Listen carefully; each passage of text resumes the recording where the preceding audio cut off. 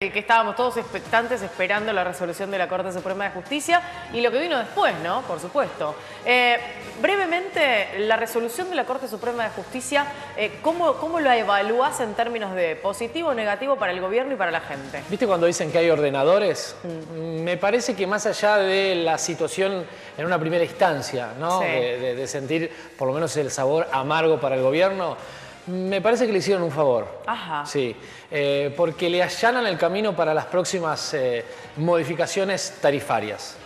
O sea, Bien. toda la nebulosa que había Sí. con respecto a si la audiencia pública o la no audiencia pública, si boca de pozo, Claro, si claro. transporte, logística, etcétera, se la ordenó el gobierno. Claro. Me Ya parece está. que sí. Ya le dijeron, para esto sí, para esto no. Sí. Para esto ustedes pueden decidirlo de manera unilateral y para esto tienen que llamar a una audiencia Y voy a pública. darle la derecha al gobierno, igual hoy el fallo fue desfavorable, en el primer sentido, la primera Claro. lectura que uno puede tener, pero la decisión que tuvo el gobierno en su momento se hizo porque el anterior cuadro tarifario, Sí. el que teníamos, no tenía audiencia pública. Es verdad, tampoco No tenía audiencia pública, así que tanto lío para, digamos, una decisión del gobierno que fue continuar con decisiones anteriores de anteriores administraciones que habían continuado esa política para lo que es un nuevo cuadro tarifario. Pero siendo abogado del diablo y poniéndome del lado del discurso de cambiemos, si la idea es cambiar, se supone que lo que habría que hacer es algo un poco más prolijo que lo que venía haciendo si es que no estaba bien.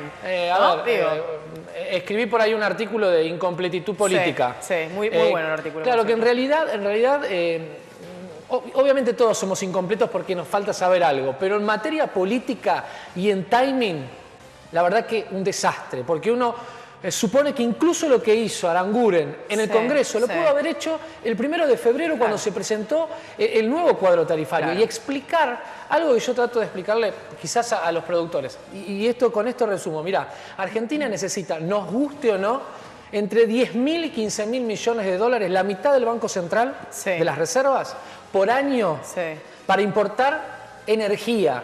La luz que tenemos acá, la de televisión. La mitad del dinero que tiene el Banco Central. La mitad de las reservas del Banco Las Central. reservas las necesitas para importar porque Argentina, que tiene recursos, perdió abastecimiento, la posibilidad de generar su propia energía, sus propios recursos para generar energía. Exactamente. Gas, básicamente el gas porque se importa y se produce electricidad con gas.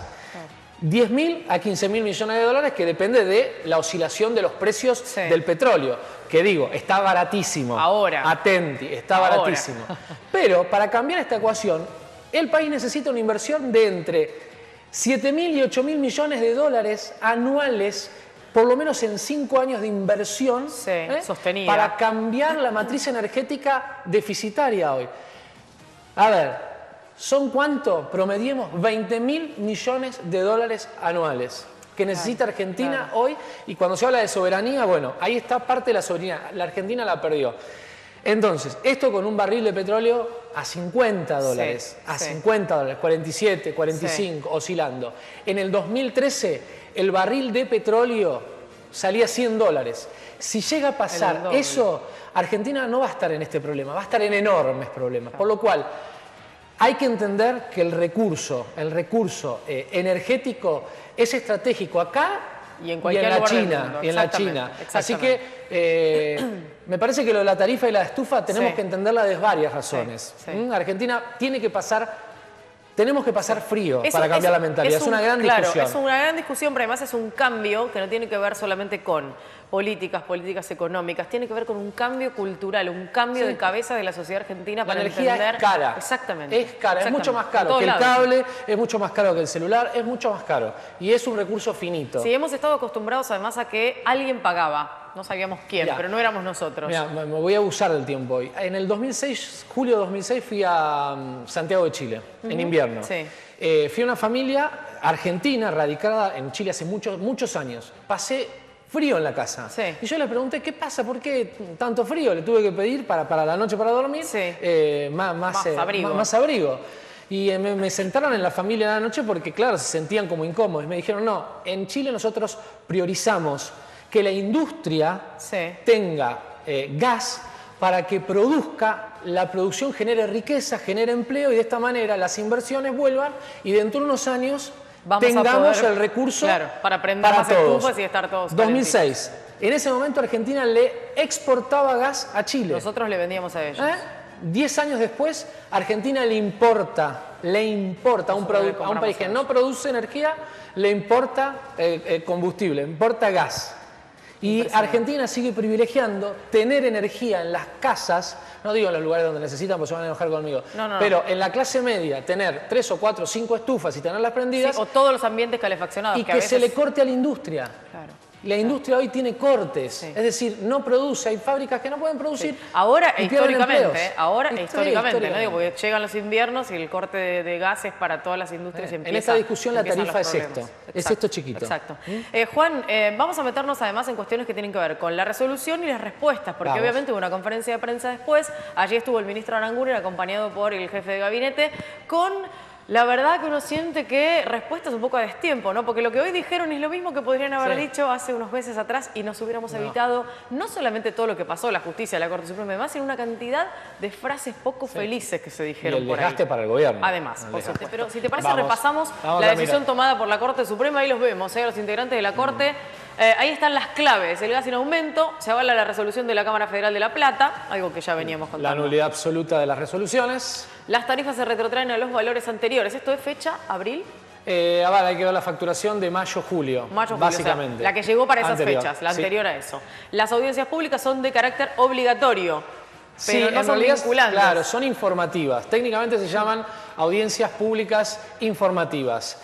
Son obligatorias por ley, pero no obliga lo que surja de esa audiencia pública. Es decir, no es que lo que pasa allí es lo que hay que hacer. Por eso también uno dice, qué ingenuidad de no haberla llamado en su momento, sabiendo que no es vinculante. Claro, exactamente. Se mantiene la tarifa social, que esto es importante también, porque además se amplió la tarifa social. Exactamente. Con lo cual se mantiene la tarifa social ampliada, entiendo, ¿no? Exactamente. Piden cubrir el puesto de defensor del pueblo de la nación. Este me parece un punto importantísimo que hoy tuvo en cuenta la Corte Suprema y que en realidad es un tirón de orejas para el Congreso. Sí, a ver, hace muchísimos años que no está el defensor del pueblo de la nación, tengo entendido, digamos. Desde el 2009 que no está Mondino, me lo decía recién una diputada que estuvo aquí. Bueno, sí, de las barbaridades que tiene la Argentina, ¿no? Que hubiera sido el canalizador legal y lógico para todo esto. Exactamente. ¿No? El defensor del pueblo.